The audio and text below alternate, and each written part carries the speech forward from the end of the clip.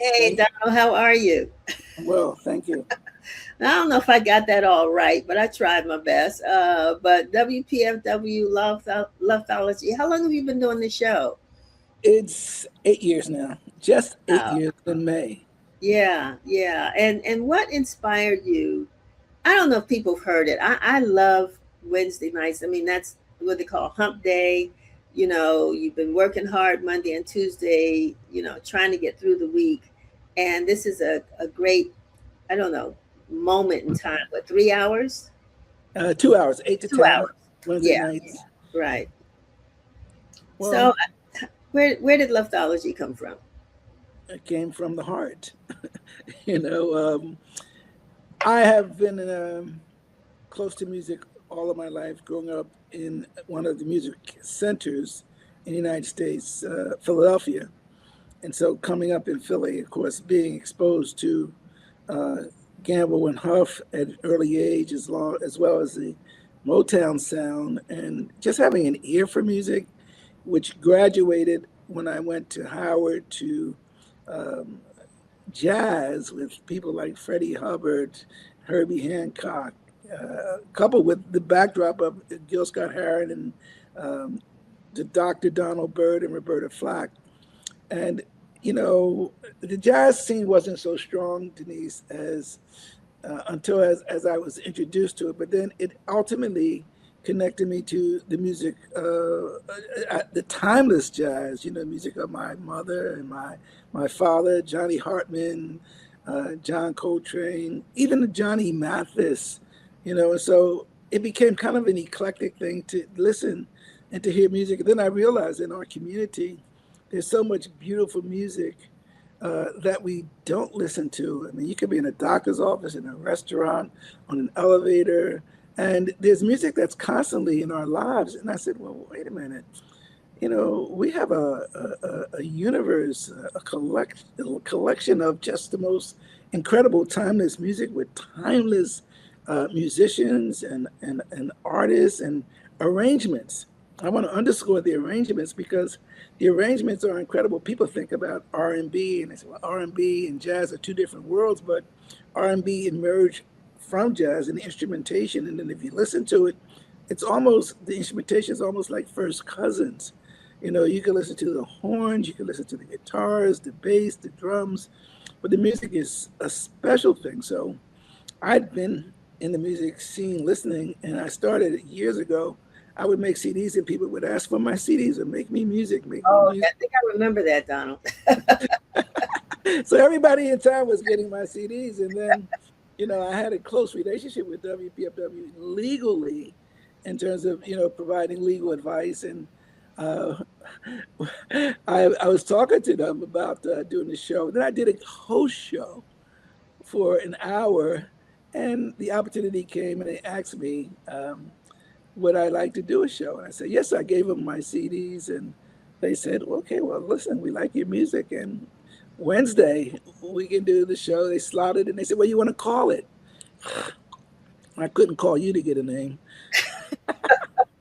but I thought that Loveology was a good word because it was going to be more than a radio program. I mean, the law and music are related in some respects, but because the message, the mission, our people, not only do they need the protection of the law, but they need the inspiration of music, which is a sacred space. And so Loveology is kind of a cultural gathering place. It's a musical sanctuary. And I try to play music for the heart and the mind and the soul. And we weave together jazz, soul, spiritual reflections, and community consciousness consistent with the theme of jazz and justice. And One so of our the things music, I'm I was going to, sorry. I'm sorry, I was just going to say one of the things when you talk about timeless music, but you connect the music to the time.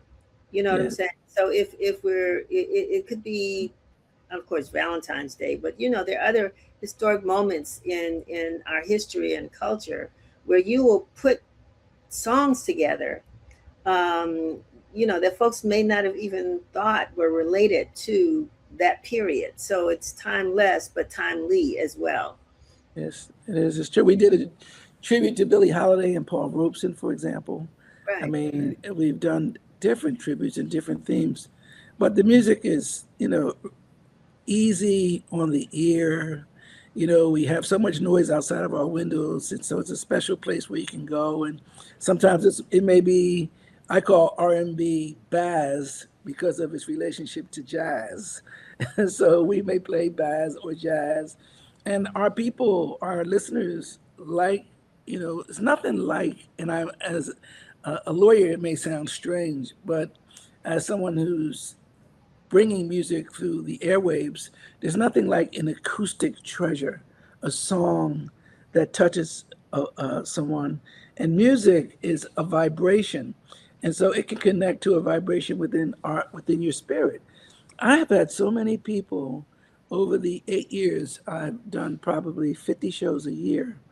And so I've had so many people call and talk about a song, or about a song that their mother loved, or a song that one caller said, "Man, I'm just sitting here listening to your music, and my wife and I are just looking at each other." Another caller said, "I'm driving. I had to stop my car. I had to stop." And people like different artists, and we do play a lot of music that's a little, not always the side A side, and not even the side B side. So there are side C's and D sides, and artists that So bring music that's you're going incredible. you're going old school on us now, Donna, when you talk about the A side and the B side. Well, it's true, right? Don't know, a lot of our young folks don't know about, turn the record over and see see what's there. Or the 33 and a third album and the 40. Exactly. 45. But one of the other things that I treasure is sort of just, and wonder how do you put all of this music together? I mean, you find things that that go back, that folks know the artist, but they never know the artist sang that song, or they Yeah, didn't know that. I mean, you just, it's almost like going to the Library of Congress, to the music division, and there you are, my exposed. God, Denise, I appreciate that you even pick that fact up, because um, that's exactly the point, because who would know that Chuck Brown is singing "The Shadow of Your Smile"? Yeah, Who would know that Marvin Gaye is doing "For Once in a Lifetime"? Or, I mean, these classic songs, and we tend to think that the R&B artists are trained in music. So you'll find some music that's incredible. Or who would know that Ella Fitzgerald is doing "Ooh Baby Baby"? You know what I mean? But I think that's a beautiful thing about music. And I mean, with LoveThology, I always say that LoveThology is an acoustic treasure for your listening pleasure. And so if you're going to listen, and the flip side of that is that we have a spiritual foundation, yeah, because we want people, the music, to get into the soul, the heart, the mind, almost integratively, so that you feel a song. We start off with a particular song, and then we go into a spiritual moment of reflection, because our lives are so fast paced. Pop, pop, pop, pop. Whether it's the law, whether it's politics, whether it's journalism, our lives are fast paced. So we get a chance intentionally to slow down and to reflect. And that reflection is good for us, for our spirit, and it's in the music. right. Some people say they listen to LoveThology and they're calm. They said within 30 minutes they're out. And I say that's good. That's Yeah, good. yeah. If your blood pressure is going down or whatever, and young people, I got young listeners who are listening, and it's changing the way that they communicate in their relationships, which is interesting. Yeah, yeah. You have now, WPFW is listener supported. Most of you all are volunteers. I'm assuming that you are in that list of volunteers. You've been volunteering to do this show every Wednesday night, mostly every Wednesday night for 8 years. But how do our listeners actually supporting Leftology? It's a great question, Denise, because WPFW is in its 50th year. And Right, I don't know miraculously how any institution could have 24/7 music and programming with volunteers, but WPFW does that, and it does it well with a comprehensive arsenal of information that empowers our community. Tragically, and I think it is tragically because I juxtapose that with what we saw happen to WDCU. And you remember, of course, Ernest Right. White and how Yeah. robust that show was and the programming Amazing. was. That was one of the And biggest mistakes I think University of District of Columbia could have made, and that was to let that show go. yeah, But let go that ahead. station go. I mean, so it was on the air and everybody listened to Ernest at 12 every day, all Yeah. the guests, etc. And then all of a sudden it was gone. Right. I think that we have to treasure in this market and throughout the country stations like WPFW, which gives so much. I mean, and yet its listenership only contributes at the rate of about 8% of its listeners contribute to WPFW. And I think that's a sad story. It's a good story because we're still there, but it could be a much better story if people, they don't have to give a lot, but give Only eight, $20, give eight. something. You said only 8%, 8% of 8%. the listeners. Wow. Wow. 8-9% max. It's a very low number. And I Yeah. see people and they say, man, I love your show. I love your show. And you don't want to be in a situation in our community uh, where people have to really beg to keep the lights on. And we know with other public radio and public television right now, it's a crisis. You know, there are people that don't want us on air. There are many people that don't want WPFW on the air because WPFW is candid and honest.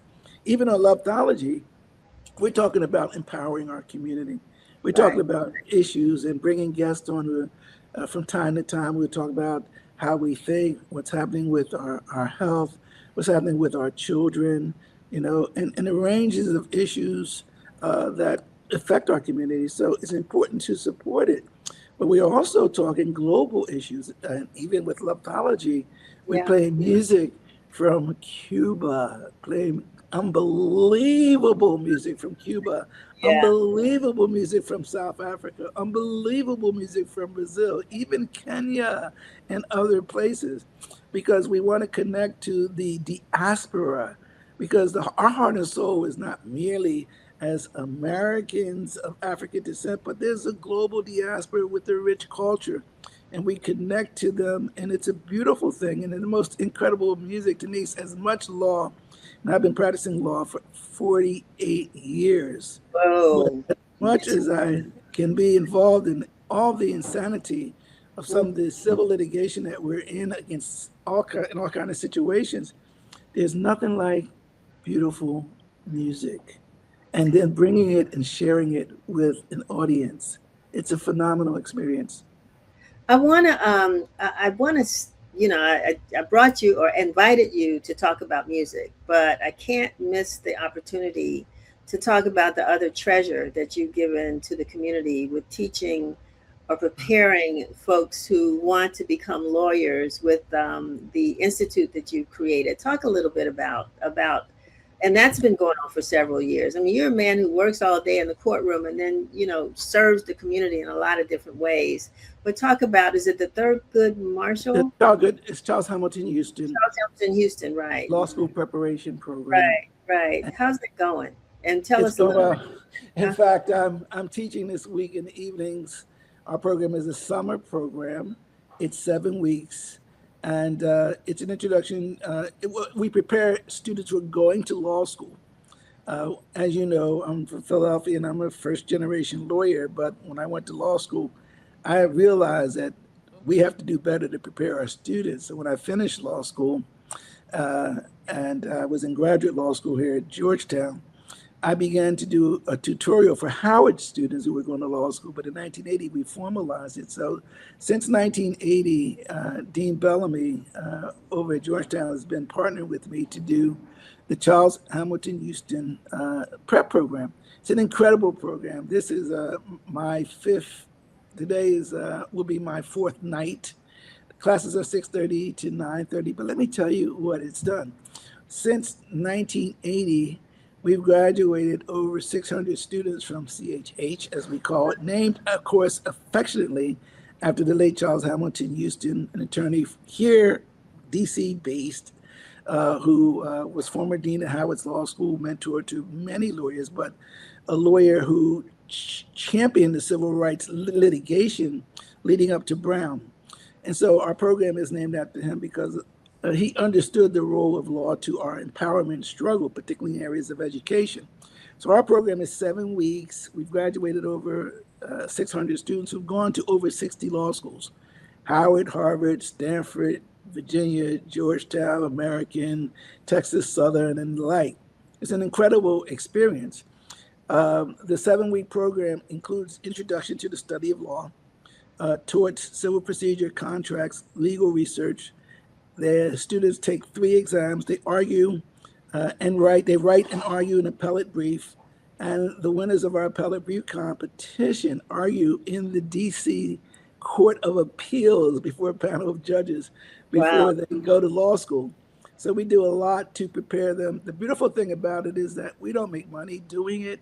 It's not the objective. We have over 8 professors now, and the students get 100 class hours. And trust me, it does an incredible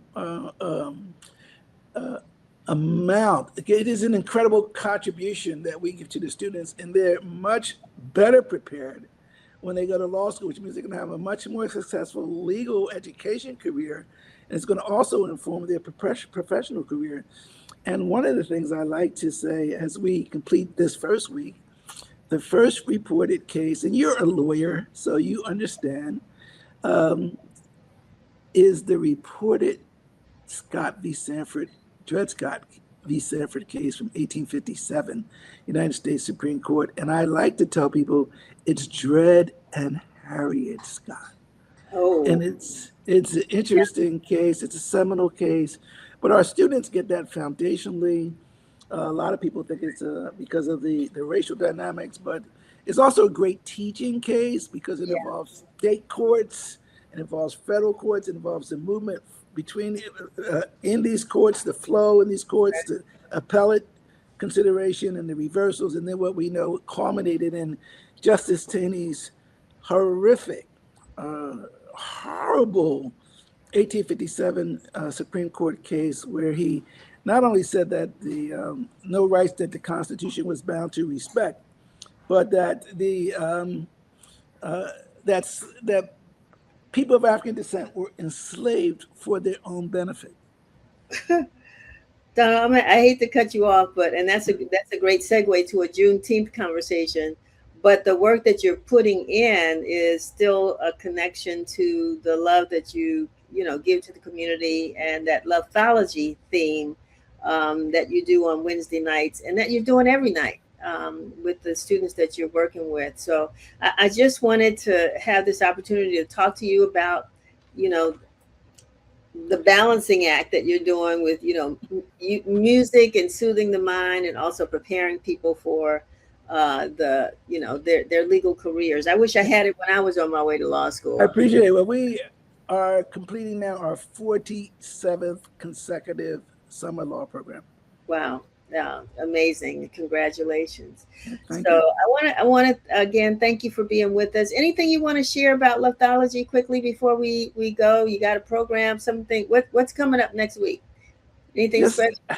Just the most relaxing, easiest music on the heart and soul. Wednesday nights, 8 to 10. Tune in, please support WPFW. And there are 100+ different programs, lots of information, lots of really incredible people, and lots of beautiful music. And it's really part and parcel. It's part of this persona of the District of Columbia that very few people really capture. But thank you, Denise, and thank you for your support. And you remember the programs that we've done together with WPFW. Thank you so much. No, my pleasure. My pleasure. And as folks can see, you can get WPFW at 89.3 on your radio dial, but you can also link in on the internet. So you can download the app now, Denise. WPFW has an app. Yeah. Then anything to make life easier, so you don't have to keep searching for stuff. So that's great.